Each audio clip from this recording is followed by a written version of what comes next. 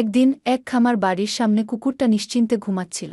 হঠাৎ একটা ক্ষুধার্ত নেকড়ে সতর্ক পায়ে তার দিকে এগিয়ে এলো, কুকুরটাকে শিকার করার উদ্দেশ্যে। কিন্তু কুকুরটা বুদ্ধি খাটিয়ে এমন কথা বলল যা নেকড়েটার মনই বদলে দিল।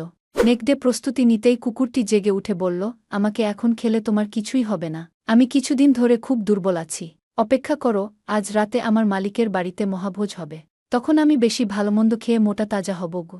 ক্ষুধার্ত নেকড়ে কুকুরের কথা শুনে মুচকি হেসে ভাবল, ঠিক আছে, বিয়ে বাড়ির পরে অপেক্ষা করাই ভালো।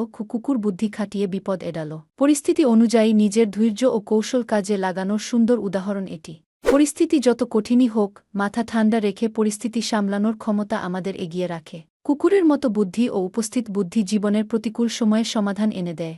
সতর্ক হন, শান্ত থাকুন এবং চ্যালেঞ্জ মোকাবিলা করার আগে পরিস্থিতি বুঝুন। এই গল্প থেকে শিক্ষা নিয়ে অন্যদেরও সমস্যা সমাধানের সহজ, বুদ্ধিদীপ্ত উপায় শিখতে সাহায্য করুন।